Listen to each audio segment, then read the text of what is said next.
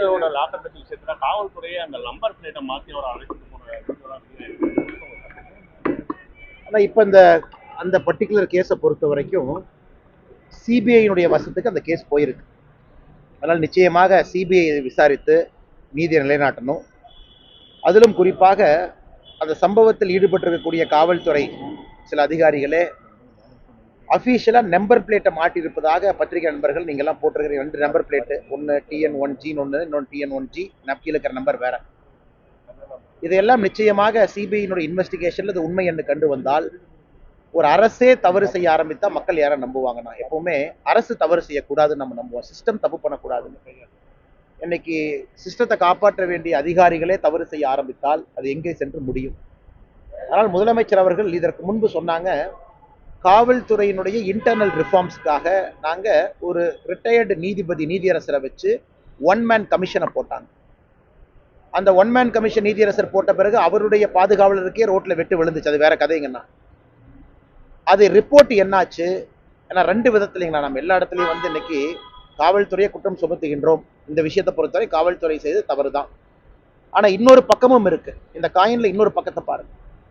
காவல்துறையில மொத்தமா நீங்க தமிழ்நாடு முழுவதும் பாத்தீங்கன்னா இன்னைக்கு காவல்துறை பொறுத்தவரை அதிகமான பணிச்சுமையில் இருக்கிறாங்க. பந்தோபஸ்து பண்ணணும், அவங்களே கிரைம் பண்ணணும், அவங்களே லா அண்ட் ஆர்டர் பண்ணணும், அவங்களே நைட் டியூட்டி போகணும். போதுமான வசதிகள் இல்லை. 2 வீலர்ல பைக்கில் காவல்துறை அவங்களே இரவு ரோந்து போறாங்க. ஸோ காவல்துறையினுடைய பணிச்சுமையும் ஒரு பக்கம் மிக மிக மிக அதிகமா இருக்கு. அதனால் காவல்துறையில எங்கேயோ 2-3 காவலர்கள் தவறு செய்வதற்காக ஒட்டுமொத்த காவல்துறையும் நாம் தவறு செய்து விட்டாங்க என்று சொல்வதை விட இந்த அஜித் கேஸ்ல காவல்துறை தவறு செஞ்சிருக்கிறாங்க. அது ஒரு பக்கம். இன்னொரு பக்கம் காவல்துறையை மேம்படுத்துவதற்கு முதலமைச்சர் என்ன நடவடிக்கை எடுத்தார் அதுவும் சொல்லணும். காவல்துறையை ஷிஃப்ட் சிஸ்டம் கொண்டு வருவதற்கான நேரமா? நாமெல்லாம் நல்லா இருக்கிறோம்னா மாசமா சம்பளம் வாங்குறோம், நிம்மதியா இருக்கிறோம். காவல்துறை ஏன் 16 மணி நேரம் வேலை செய்யணும்? நாம் அதையும் புரிஞ்சுக்கணும் இல்லைங்கண்ணா.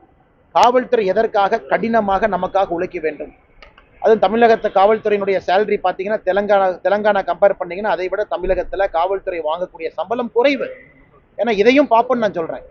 அதனால் முதலமைச்சர் அவர்களை பொறுத்தவரை காவல்துறை நண்பர்களுடைய வாழ்வாதாரத்தை உயர்த்துவதற்கு ஒரு கமிஷன் போட்டுட்டோம், ஸ்டடி பண்ணட்டும், அவங்களுடைய பணிச்சுமையை குறைக்கட்டும். ஆனா அஜித்குமார் கேஸாக இருந்தாலும் கூட தூண்டுதல் இல்லாம ஒரு காவல்துறையினுடைய கான்ஸ்டபிள் வேலை இல்லாம போய் அஜித்குமாரை துன்புறுத்த போறாரா? அவருக்கு என்ன பர்சனல் இன்ட்ரெஸ்ட் அது இருக்கா? வெளியே இருக்கக்கூடிய அதிகாரிகள் தூண்டுறாங்க. வெளியே இருக்கக்கூடிய பணம் படைத்தவர்கள், வெளியே இருக்கக்கூடிய அதிகாரம் படைத்தவர்கள் ஒரு கான்ஸ்டபிளை தூண்டினதுக்கு அப்புறம் அவர் தப்பு பண்றாரு. அஜித்துக்கும் அந்த துன்புறுத்திய கான்ஸ்டபிளுக்கு என்ன சம்பந்தம்? மாமா மச்சானா? அதனால் இந்த விஷயத்தை பொறுத்தவரை நாம நேரடியாக காவல்துறை என்று சொல்வதை விட தப்பு நடந்திருக்கு, சிபிஐ என்கொயரி பண்றாங்க. காவல்துறையின் மீது இருக்கக்கூடிய அழுத்தத்தை குறைக்கும் வரை தமிழகத்தில் இது நடந்துகிட்டே தாங்க இருக்கும். பணிச்சுமை அதிகம், காவல்துறை ரெக்ரூட்மெண்ட் நடக்கிறது இல்லை. நேற்று பார்த்த ரொம்ப அழகா அந்த டிஒஎஸ்பி அவர் ட்ரைனிங்ல அவர் அந்த வால் வாங்கியிருந்தாரு, sword of honour best training. எவ்வளோ அற்புதமாக தன் மனைவியின் மீது மண்டியிட்டு அந்த சார்ட் ஆஃப் ஹானர் சார்டை கொடுத்து அந்த மெடல் எடுத்து அப்பா கொண்டு அம்மா கொண்டு குழந்தை கொண்டு மாட்டி பார்ப்பதற்கே கண்கொள்ளா காட்சி. அப்போ நினைச்சேன் பணியில சேரும் பொழுது இவ்வளோ அற்புதமாக சேர்ந்திருக்காரு.